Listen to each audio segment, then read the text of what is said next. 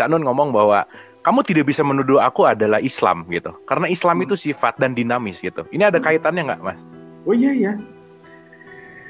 Di dunia tuh apa yang nggak dinamis ya? Tadi itu. Ini kita tuh pada satu titik aja masih maju mundur. Kesadaran terhadap waktu. Kalau kita sadar waktu itu tidak pernah berhenti, berarti segala sesuatu kan dinamis. Oke. Termasuk kepercayaan kita terhadap agama dan Tuhan. Oh iya. Kalau kamu lagi sadar, iya. Kalau nggak sadar, kalau lagi dikejar anjing, percaya Tuhan apa? Kamu ditanyain kamu percaya Tuhan, kamu sadar posisinya lagi seperti itu.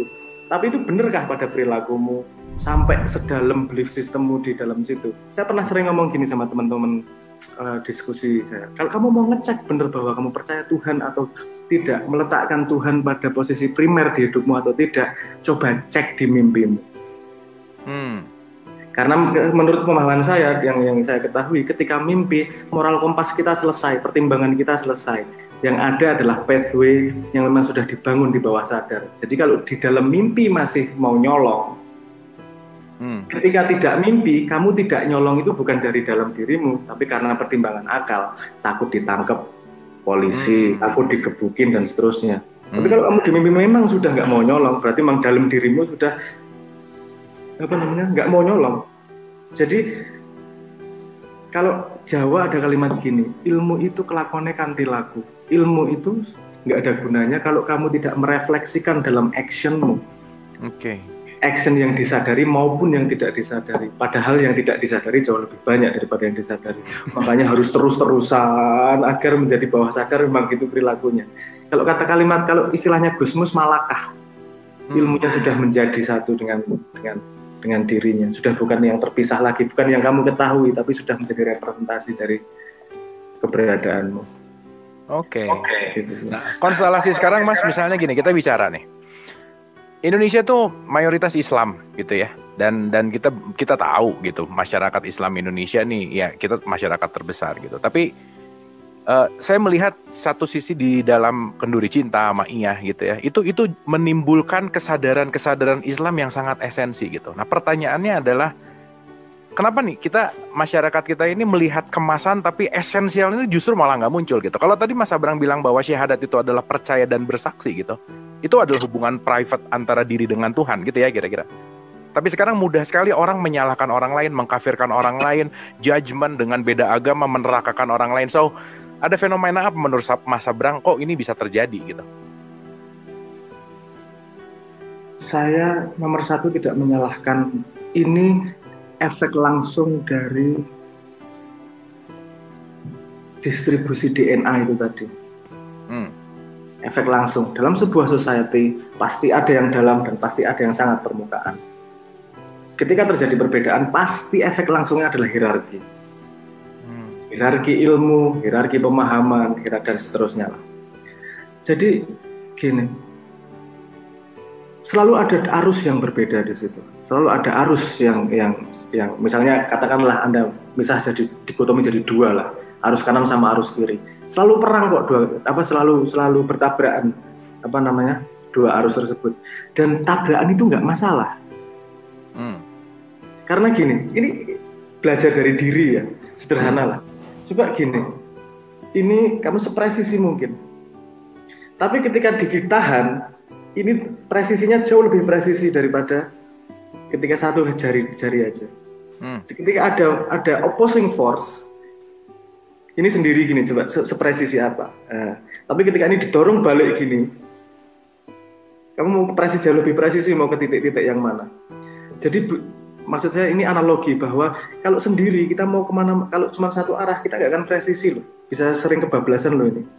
Tapi kalau ada dua arah berlawanan, ini lebih presisi untuk mencapai sebuah titik. Nah saya melihat itu sebagai hakikat esensi yang saya lihat pola itu dari elektron, proton, neutron sampai ke sistem gedenya menjadi manusia. Jadi itu memori yang dibawa dari jagat raya memang dari ketika penciptaan. Jadi itu ketika berlawanan itu tidak akan bisa dihilangkan. Itu memang fitrah dari jagat ini, memang jagat yang ini. Fitrahnya, rule of the game-nya memang seperti itu. Pertanyaan saya adalah gini. Mereka kalau ngomong mekanisme kemudian, Kalau gampang menyalahkan itu akan gampang diadopsi karena tidak perlu pemahaman. Nah, pokoknya sekelebat pemahaman ngalah ke, udah kerasa enak, serotoninnya naik karena pada posisi aku lebih benar daripada kamu. Ini yang paham-paham, yang nggak gitu sih sebenarnya. Tapi yang paham-paham tidak membuat arus balik juga. Arus baliknya tidak dalam tanda petik, tidak terorganisir juga dalam tanda petik. Saya nggak, maksudnya terorganisir bukan gini, saya nggak mempromosikan terjadi keributan ya dan pertabrakan. Saya nggak mempromosikan itu. Maksud saya diskursus itu selalu ada di dalam society manapun. Dan menurut saya yang membuat itu rusak itu justru bukan pelakunya, mereka cuma dimanfaatkan semua kok. Orang nggak paham itu kambing itu mau arahnya kemana, tinggal penggembalanya. Jadi saya nggak menyalahkan kambingnya, mohon maaf lah. Yang menurut saya kurang sehat adalah karena Indonesia sebagai society kita tidak punya aksioma yang jelas. Gini, kalau biasanya sebuah state itu punya aksioma yang tadi itu aksioma, pokoknya kamu percaya diikuti. State seharusnya punya aksioma biasanya yang namanya disebut sebagai konstitusi. Konstitusi itu kemudian diturunkan menjadi hukum apa dan segala macam. Kita kemarin urusan hukum aja ribut loh. Hukum Minerba, Omnibus Law dan segala macam. Berarti kita tidak percaya kepada orang-orang yang punya hak untuk merubah hukum yang turunan dari konstitusi itu tadi. Jadi sebenarnya kita tidak punya aksioma pada ruang publik untuk menghasilkan output yang baik. Ketika ruang publiknya tidak menghasilkan aksioma output yang terbaik, yang menang bukanlah yang paling benar, yang menang adalah yang paling berkuasa atau yang paling punya kapital kemudian. Oke. Ini ngomong ke society ini lebih kompleks lagi nih nanti di science nanti. Udahlah. Berarti yang menang tuh bukan kebenaran ya, sama selalu di dialog positif ada kalimat bahwa kebohongan yang diulang-ulang itu akan seperti kebenaran gitu. Jadi kebenaran sekarang berarti diatur sama siapa yang punya modal gitu ya. Kebenaran sekarang itu diatur sama siapa yang berkuasa, lebih ke situ kali ya, Mas. Kebenaran dalam tanda petik ya.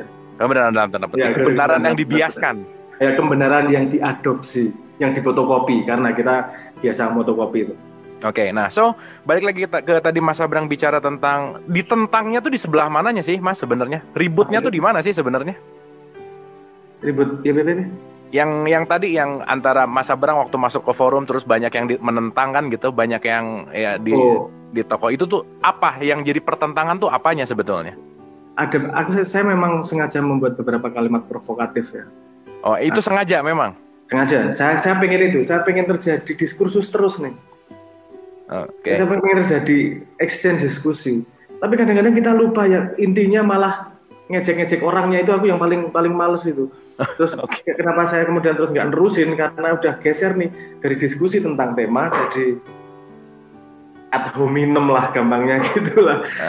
Jadi ad hominem fallacy. Jadi terus saya nggak terusin. Misalnya salah satu kalimat yang kemarin disinggung sama Buya Sago. Saya ngomong bahwa sains itu rabun jauh, agama itu rabun dekat. Itu banyak yang nggak terima itu. Itu maksudnya apa tuh? Maksudnya apa tuh? Karena gampangnya potretnya begini. Agama sama sains dipertentangkan, mana yang benar, mana yang salah. Sains itu cuma bisa memprediksi tidak bisa lebih dari kematian manusia. Kalau sudah manusia mati ngapain? Itu sains nggak punya teori sama sekali. Sementara agama, teori sebelum mati ini nggak sesolid sains di dunia sains untuk memprediksi dunia luar.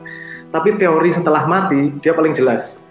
Ada gini. Itu kamu jauhnya kelihatan tapi dekatnya rabun loh. Kalau sains dekatnya kelihatan tapi jauhnya rabun loh. Kamu kok debat di area yang nggak jelas sih. Nah, saya sebenarnya pengen memancing diskusi lanjutan. Apa sih yang kamu sebut rabun? Nah kalau gini kan enak, saya bisa menjelaskan. Diskusi. Tapi kalau tiba-tiba marahin saya dan dianggap kafir itu saya emang nggak bisa diajak diskusi. Nggak apa-apa sih Mas, aku juga punya pengalaman yang sama kalau untuk urusan satu itu sih, it's okay lah ya. Iya. Oke, nah, so balik lagi. Sekarang aku lihat kegiatan Mas Abrang tuh. By the way, Maiya apa dan lain-lain udah mulai jalan lagi, Mas? Daring, online. Oh, daring, online semua. Iya. Bang Wetan lah apa semua itu Iya. KC semua online semua. Online. Nah, yang aku pengen tanya tuh dari lama gini, itu tuh sebetulnya movement apa sih, Mas? Mau kemana, movementnya apa, terus dan itu kan masif sekali gitu ya. Di KC aja kalau Jumat malam tuh di Cikini, wah itu bisa banyak. Dan aku ngelihat Cak Nun di mana-mana, Mas Abrang kemana-mana. Cak Nun setiap hari, ya maksudnya dia berpindah kota, Mas Abrang pun demikian. Apa sih yang sedang dibangun sih sebenarnya, Mas Abrang? Ini kalau membayangkan ini yang ditanyakan banyak orang juga. Apa namanya, membangun partai kak, membangun apa Mas Abrang mau menggantikan for the next leadership gitu? Apa gimana? Nah, saya tahu persis saya nggak cocok di situ, jadi nggak dibayangkan. Jadi gini, ada konsep yang namanya first principle. Ini kalau orang startup itu insight yang sangat perlu. Kalau mau nanyain Elon Musk kenapa sangat sukses, itu first principle, pemahaman terhadap first principle. Di agama disebut sebagai hakikat. Kalau Islam, sebelum mengenal, sebelum makrifat, itu hakikatnya memegang dulu, first principle dipegang dulu.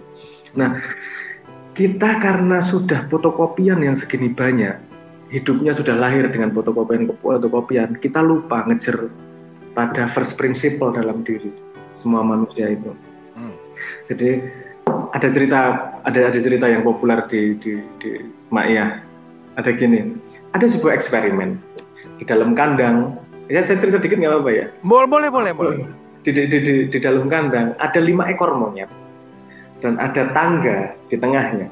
Di atas tangga digantungkan pisang. Okay.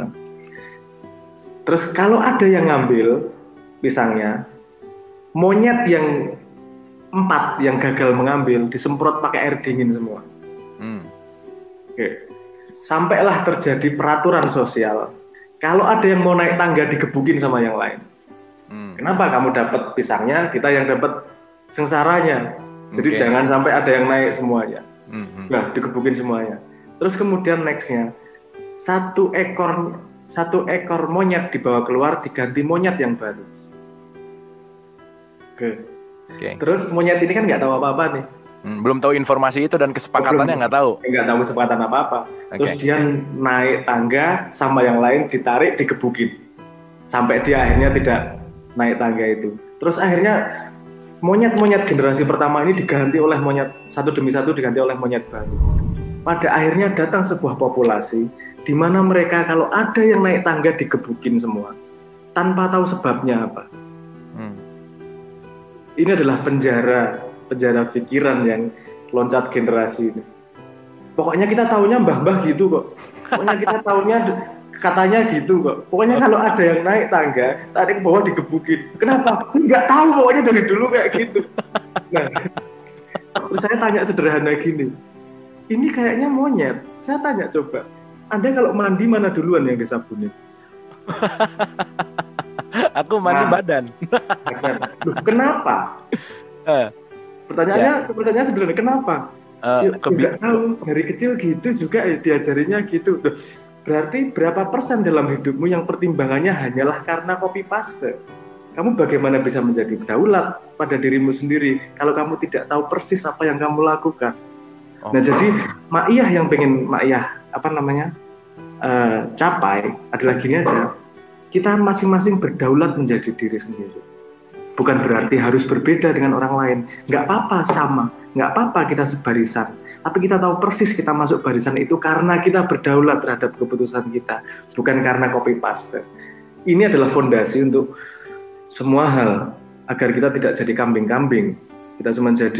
Kita dikumpulkan ketika zaman pemilu aja, setelah itu dilepaskan lagi. Dan ini efeknya macam-macam ekspresinya di banyak macam tempat. Jadi yang pengen Maiya bangun itu sebenarnya kedaulatan itu tadi. Kamu ingat tahu dirimu. Karena ini berguna untuk society, berguna untuk masyarakat, untuk dirimu sendiri. Dan sesuai juga dengan man arafa nafsahu faqad arafa rabbahu. Siapa yang mengenal dirimu, maka kamu mengenal Tuhannya. Ini satu jalan untuk mencoba menata society dari paling mikronya sendiri tanpa melupakan perjalanan panjang menuju Tuhannya. Sesimpel itu. Makanya tidak akan pernah menjadi ormas atau partai. Mau kita maunya daulat kok. Oke. Kalau kamu ikut Ma'iyah, kamu jadi anggota partai atau jadi ormas nggak masalah. Tapi kamu tahu persis loh keputusanmu. Kamu daulat loh. Yang penting gitu aja. Pengennya sih. Iya. Oke, dan luar biasa banget. Oke, Mas. So far gimana tuh perkembangannya?